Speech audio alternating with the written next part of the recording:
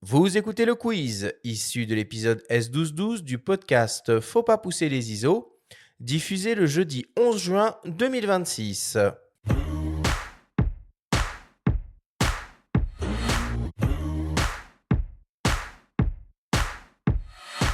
Lorraine, le principe du quiz est très simple. On a reçu des questions de la part de nos auditeurs qu'ils t'ont posées via notre compte Instagram. On en a sélectionné quelques-unes et tu vas avoir seulement 30 secondes et pas une de plus pour tenter d'y répondre le plus clairement possible.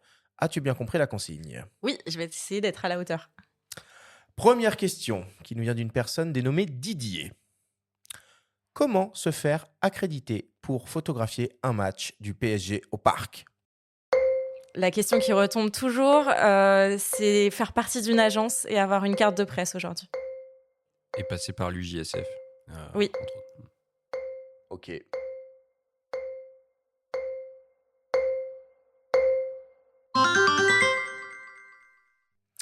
Deuxième question qui nous vient d'un dénommé Enzo. 10, 30, 60 ou 120 images par seconde pour une action de foot.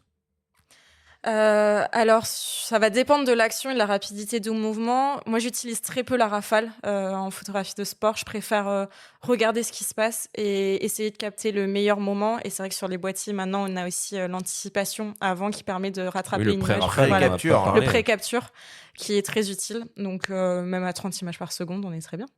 Ah oui, 30 images par seconde, c'est même. On est large. Ouais, c'est et bien, je on est l'utilise large. très peu. En général, c'est sans la rafale. C'est pas la première à nous tenir ce genre de discours. Je me demande bien qui utilise réellement les 120 images par seconde proposées par certains boîtiers. Les Japonais. Troisième question qui nous vient d'un dénommé Étienne, un peu matos. Quelle est la meilleure optique du monde pour couvrir un match de foot ? La meilleure optique du monde. Du monde, hein, il a bien Du précisé. monde, carrément. Ouais. Moi, je vais rester sur mon 100-300 avec l'extender. Bah en fait. voyons. C'est un 2.8 qui est vraiment parfait. C'est une pépite. Il est pas trop lourd. On peut des fois aussi l'utiliser à main levée. Donc pour moi, c'est vraiment l'optique idéale. Un 200-400 f4 avec l'extender intégré. Il est lourd. Sur EF, hein, mais bon. Il est un peu lourd C'était quand bien même. aussi, ce C'est truc-là. bien aussi. Il est fabuleux, mais c'est un monstre, ouais. Ouais, c'est ça. Quand tu compares aux optiques RF actuelles. Il faut un monopode obligatoirement. Ah ouais. Le 100-300. Quatrième question qui nous vient d'un dénommé Franck Seguin, encore lui. Oh. Quelle est la suite pour toi ? Devenir photographe à l'équipe ? Comment envisages-tu la suite de ta carrière professionnelle ? Pour l'instant, j'ai tellement de choses encore à découvrir et à faire au PSG que j'arrive pas à imaginer la suite. Pour moi, je vis vraiment ma passion actuellement, donc je pense que j'ai encore plein d'aventures à faire avec le PSG et on verra plus tard ce que ça donne et là où je veux aller. En tout cas, la porte semble assez ouverte du côté de l'équipe si jamais tu as envie de changer de maison. C'est pas un appel du pied, ça.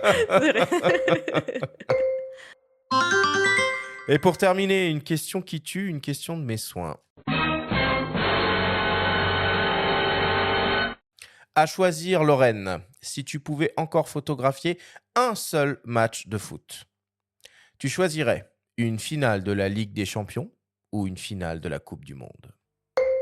Ah, question très dure. C'est le principe. J'avoue, je pense que ça restera la Ligue des Champions parce que pour moi, c'est un trophée qui est, à mes yeux, beaucoup plus important. Attends, c'est une réponse de salarié du PSG ou Non, de photographe ? de photographe. De photographe. Je trouve que il y a une histoire derrière et je sais pas, mais on vit tellement d'émotions à travers ces finales-là. Là, pour en avoir vécu une en vrai, je trouve ça incroyable. Alors, c'est sûr que sur une finale de Coupe du Monde, on doit aussi en vivre énormément, mais c'est vraiment Ligue des Champions pour moi. Merci Lorraine.